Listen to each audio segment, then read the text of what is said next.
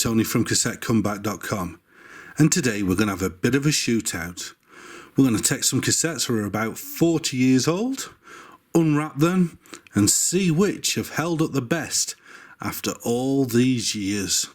Now, before we start, I've got to address something. One of the comments someone left just made me laugh, is that my lip smacking annoyed them. You know, these videos that you pay for and you do a Patreon for, and oh no, wait, you don't. I don't charge you a penny for them.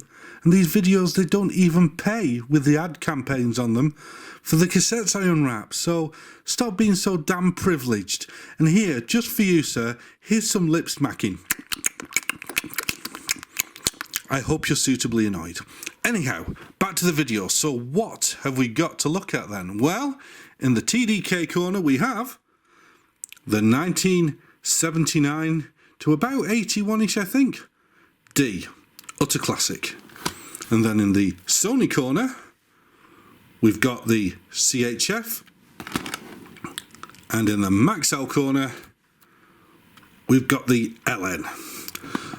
So these three cassettes basically were the entry-level cassettes of each of these brands from around about 1979 till about 1982-ish. This is a slightly younger one of the lot. But, as you can see, they're all sealed. And let's see how well they've stood up over the years. And let's see which one sounds the best. So, let's get with the unwrapping, shall we?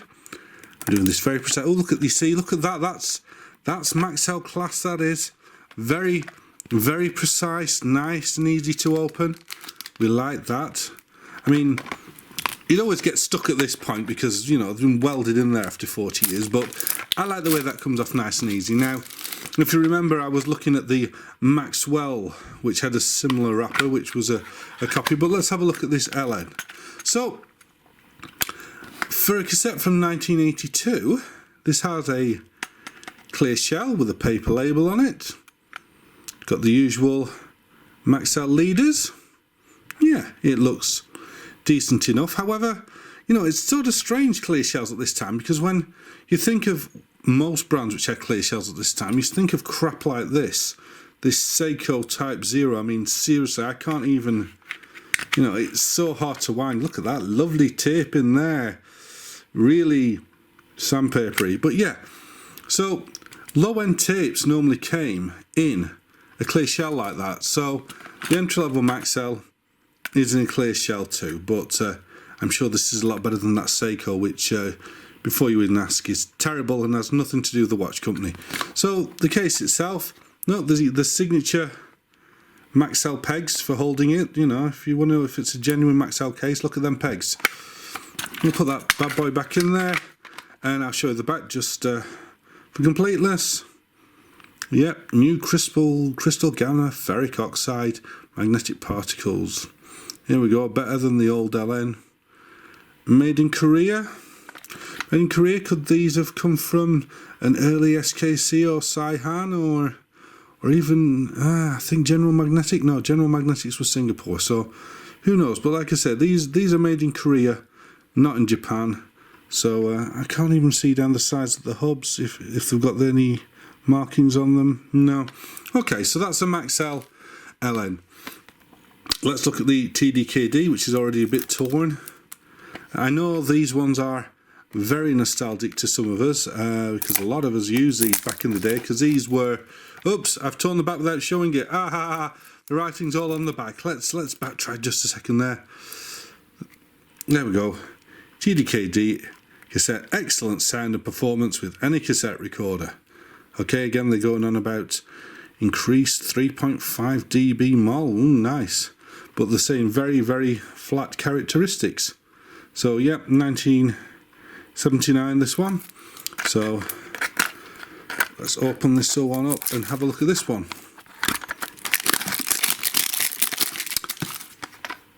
Like I say, very nostalgic, nothing over the top there, but this is a really nice looking tape.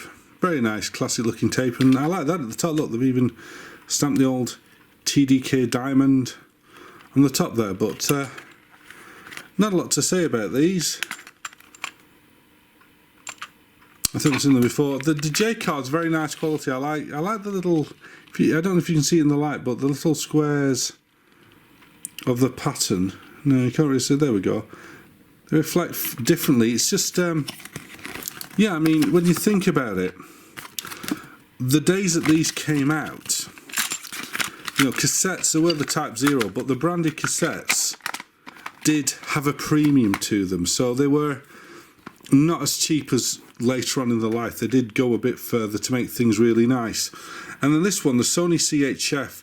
Now, these are very nostalgic to me because these are the first ever cassettes I remember buying with my own money. And I didn't buy them out of any sort of loyalty or knowledge of them. I mean, when I was buying these, you know, I remember I'd be about 4 or 5, something like that. And all I recognised was the Sony name. Sony, very prominent name. It was on our television at the time. So, you know, Sony. So I bought Sony tapes. My mum said, go on then, get yourself some tapes. Because I was taping the top 40 from a very young age. Incidentally, I'll show you if you want something. Hang on. Wait 1 second.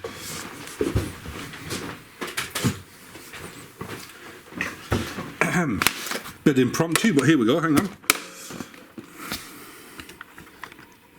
This is actually not the exact one, but this is the same model of the first ever cassette deck that I ever used. I remember one of my first memories being with my dad in a shop in Preston, buying one of these, and this was the first cassette boombox player that I ever had, and I used to sit for ages every Sunday from about the age of 5, which would be about 1982, with this cassette deck, putting my Sonys in there.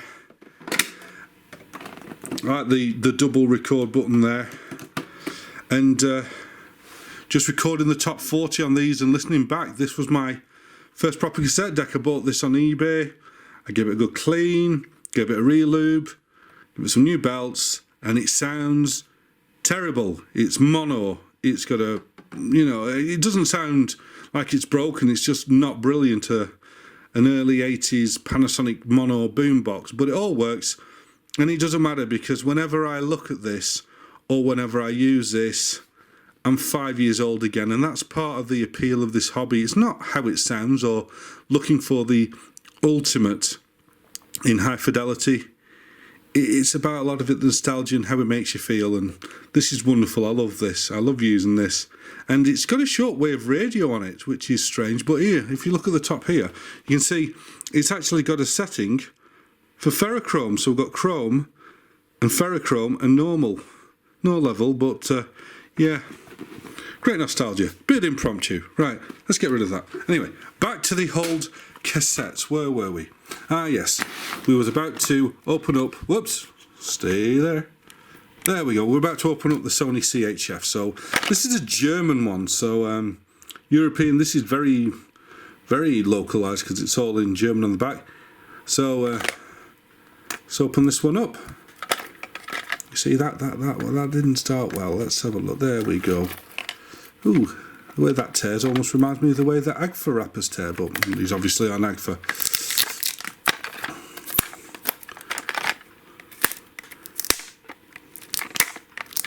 There we go. So these, again, very nostalgic to me.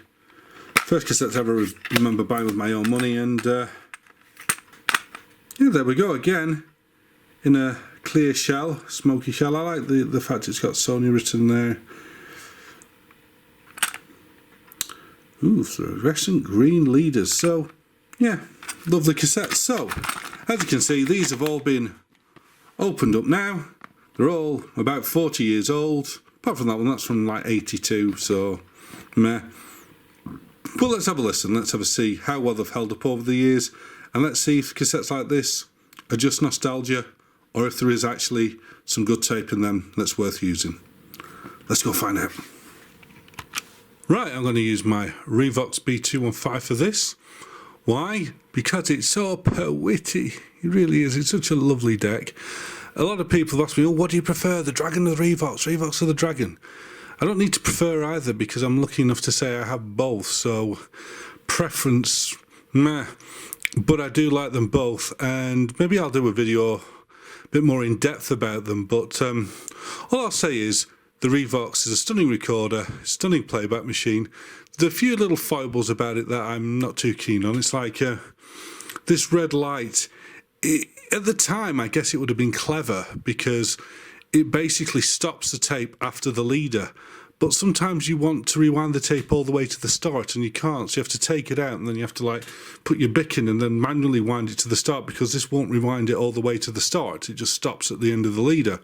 And also, if you like recording over a tape, you want to go back a bit on the leader so that you can play a bit, hear the tape kick in and then start your source. But this one, it starts straight away, and that's about the only thing that really annoys me about it. But anyhow, we'll go in depth about it, but in a future video. But otherwise, no, I love this deck. It's a beautiful deck, wonderful, really like it. So let's do the first tape. Let's check out this brand new 1979 TDK. So these all need to be automatically calibrated, so I won't subject you to it. I'll fast forward these bits while it calibrates.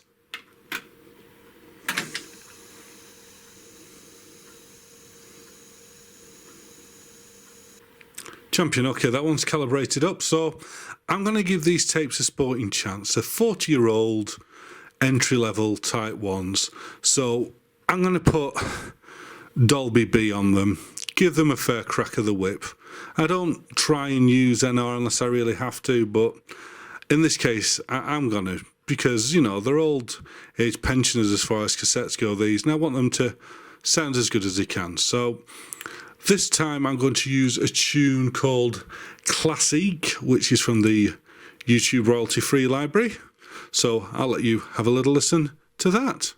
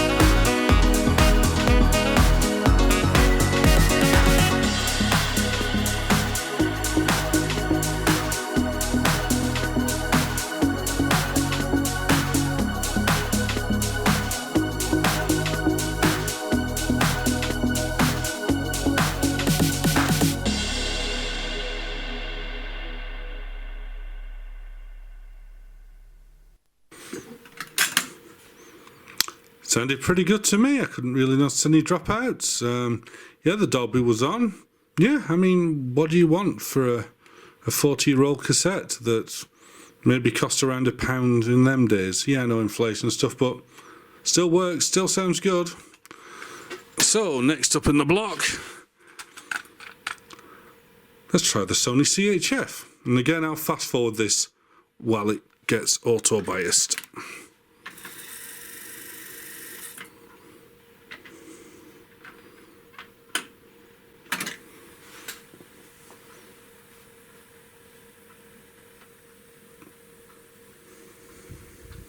Okay, that is now calibrated up. So, yeah. This one is also from the YouTube royalty-free library. If I can bring it up, because as always, to err is human, but to really mess up needs a computer. And my computer's messing up right now. There we go. Okay, now we're back. So this is called Lights Out. Let's have a listen.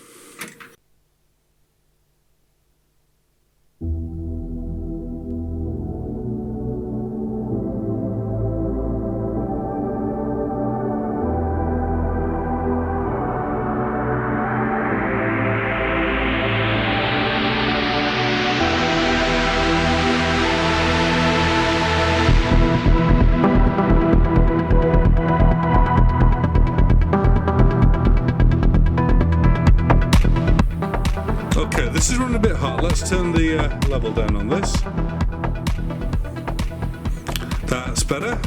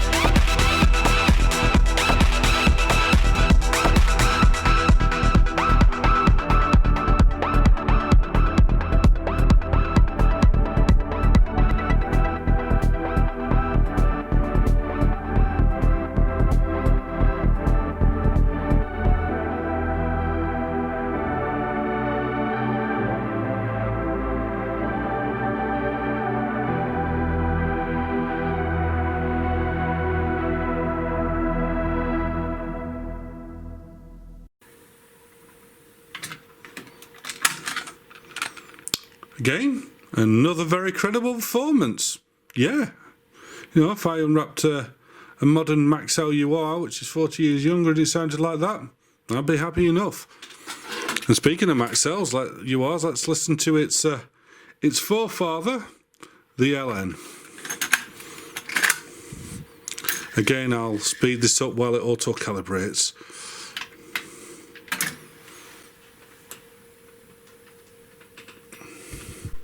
Awesome.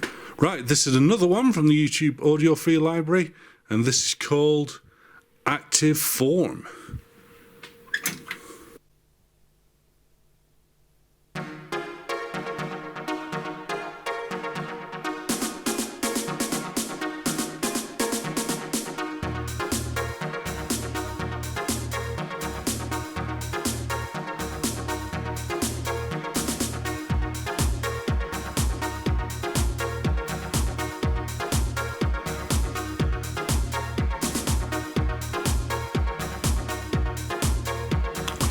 Okay, let's give this a bit more juice.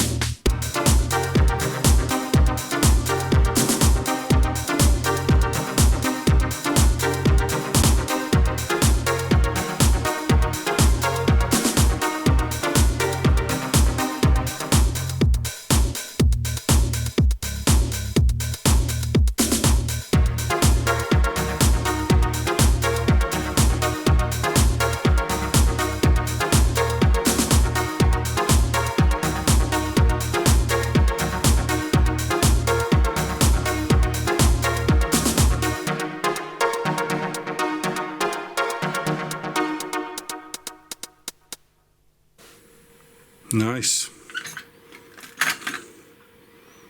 Again, yeah, what do you want?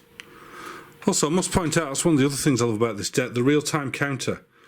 It doesn't matter what tape you put in, as long as you actually set the playtime for the tape, somehow it calculates from the tension and the speed of the actual hubs going round where in the tape it is. It's incredibly accurate, and it doesn't, you know, you don't have to put a tape in from the start.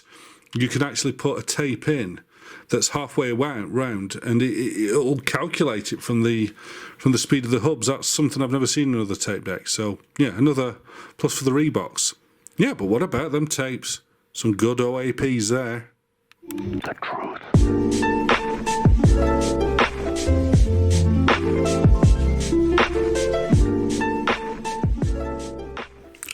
So there we go. 3 golden oldies. The youngest of these, if we look at this one, is 1982, which makes it 37 years old. These ones, 40 years old. And they said that tapes don't last, that tapes deteriorate. It's all about storage, people. You show me a tape which is rotten, I'll show you a tape which hasn't been stored well.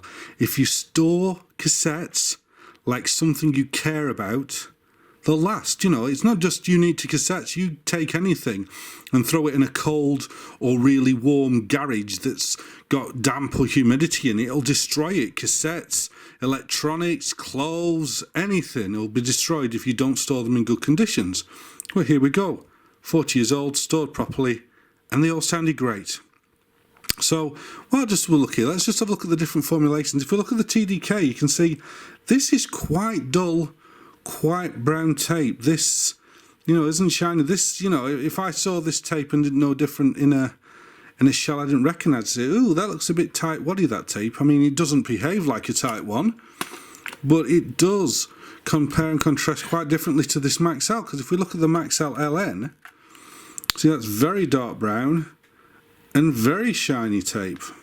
And then in the middle of that, we have the CHF, which is brown but shinier than the TDK. So which sounded best? I mean, it depends really on the music. There were 3 different tracks, so I guess, you know, I just didn't want you to listen to the same track 3 times, you know, a bit boring. But the Maxell, to me, I was very, very impressed with that, more than the others, but that's not to say I wasn't impressed with these. And personally, if I had to pick a tape out of all of these, it would be the CHF. Why? The nostalgia, people. This hobby isn't about getting the ultimate performance from a non-perfect recording medium. It's about how you feel. So, you know, it's back to the old nostalgia thing. So that's why I'm picking the CHF, because if I take that CHF and this boombox and put them together,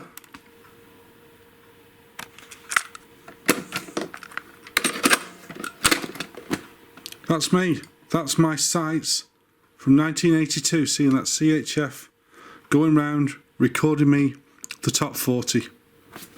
Beautiful. But it doesn't matter if yours is the TDK or if yours is the Maxell. It doesn't matter, because this hobby is personal to you. Your ears, your thoughts, your nostalgia. Everyone's got a different opinion. Everyone's got different thoughts. So don't listen to them. Listen to your ears and listen to what makes you happy.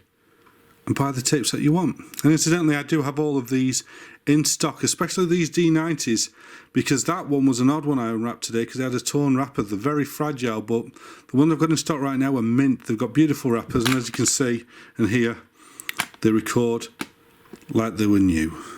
So don't forget, it's not on this Sunday, but next Sunday, don't forget to tune into my radio show, The Retro Nouveau, which you can stream live on the internet from 12 till 2 on Sundays. And don't forget, there's also a link there to the Mixcloud if you missed last week's. It'll give you some good ideas for some new music that you can tape. What more do you want? You might find an artist you like.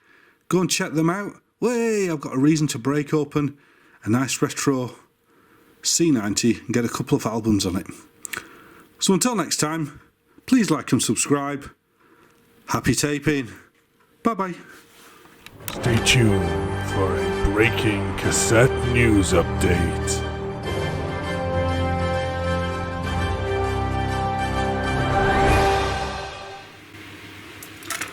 Have you got an MA with the dreaded white powder lubricant problem? Don't worry, the answer is here. The Nakoga convenient equipment pocket winder. Watch this.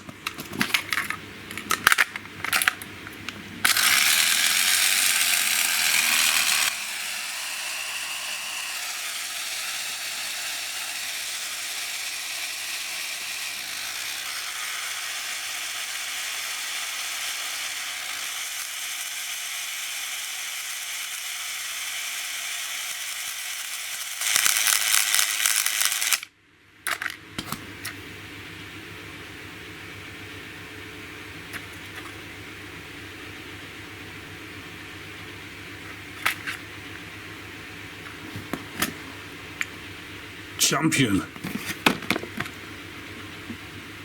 The Nagoka convenience equipment pocket winder. Saving TDK metals and your tape decks since the early 80s. Nice one.